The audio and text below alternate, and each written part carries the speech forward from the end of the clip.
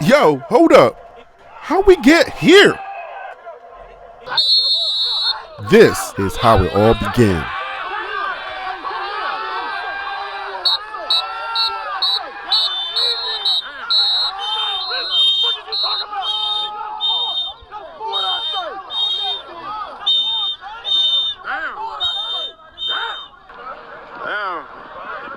I didn't think it was gonna happen like that, bro. I want you to come back to this side, to this point right here. Later on, one-on-one. I got you. BWB. Bandwagon buffs, That's right. It's your man's Harry Billion. Please do me a favor and smash that subscribe button. Make sure to give me the thumbs up. And don't forget to hit that bell notification so that you can get the videos as soon as I upload it to YouTube. All right, family, I got to go ahead and get into this video real quick. So that's all the business I got. You know what time it is. Let's work. Damn. I didn't think it was gonna happen like that, bro. I want you to come back to this side, to this point right here. Later on, one-on-one. I got you. Just freeze it right there. If you are a Coach Prime, Deion Sanders, Colorado hater, or detractor, whatever you are, if you are a double D, that's Deion detractor, a triple D, delusional Deion detractor, or you're just a hater, I know what you're thinking. Oh, I thought the O-line got better. Why did he just get burnt? Oh my goodness. There's a couple of ways to look at this. Like Conceited always says in battle rap, he usually says, slow it down. I just dish you. But I got a different version of that for TLP Sports Club. We're gonna slow it down. Let me bless you, okay? I'm gonna bless you right now. Let's watch this one more time. If there's something that you're missing, I'm about to show you. Watch it one more time. Just one more time, okay?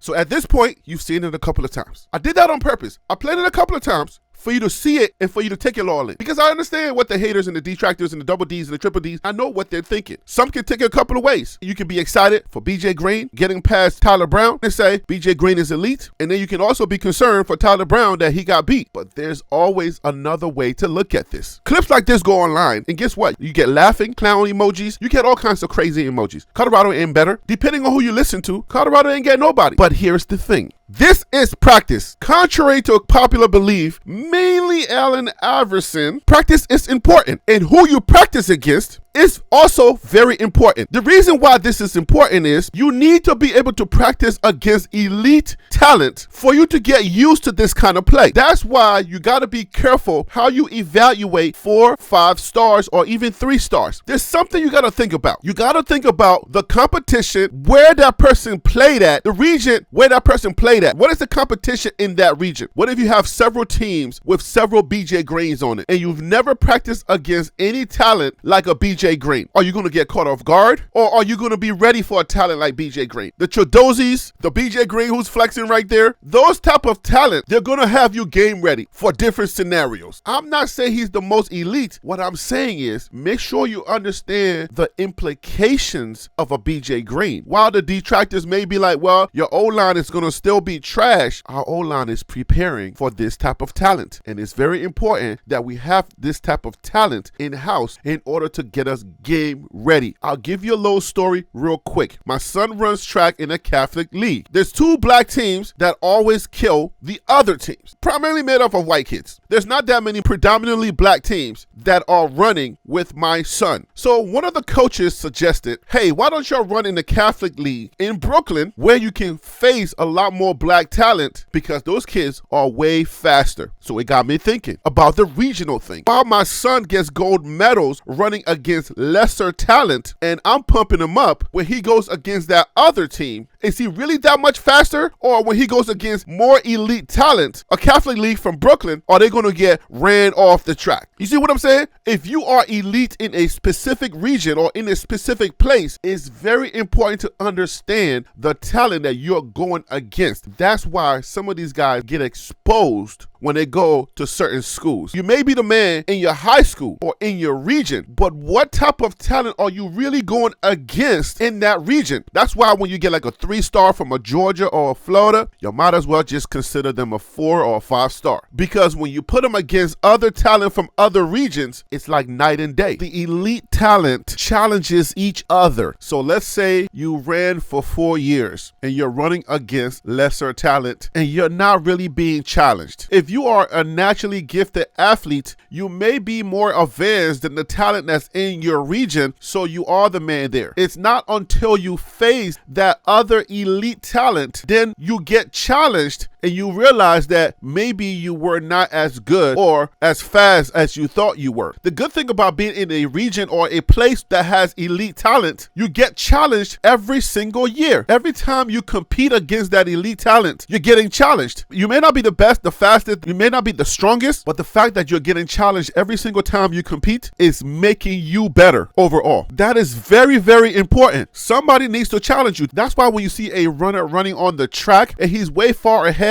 he may slow down because there's nobody there to compete. He or she will look around. When they don't see anybody there, they may slow down. They may not register the fastest time because nobody really challenged them. It's not until they look around and see somebody right there on their heel, that's when they actually pick up speed and start going a little faster. So I come back to this whole BJ Green, Tyler Brown situation, and I want to let you know that this is good all around for Colorado. So be careful, haters and detractors, thinking that because somebody gets burnt in practice, that this is a bad sign for Colorado. No, my friend. You're not my friend, let's be frank. But I wanted you to understand, we need the elite talent to practice against. The more elite talent you practice against, it elevates your game so that when you go against the other elite talent in the Big 12 from the other schools, you would have seen it already. You would have practiced against it already. That's why you need to have elite practice squad. When you go to the NFL, the practice team, you need to have guys on that practice team that are going to hold you accountable, that are going to challenge you on a very high level. Because if you put a bunch of bums on the practice squad, your first team is always going against soft talent. Then what happens when you go against elite talent doing the game? That's why I said be very careful how you judge these clips online, because this is good for Colorado all around. We're going to celebrate BJ Green being an elite edge rusher. We're also going to celebrate and appreciate the fact that now Tyler Brown, who is a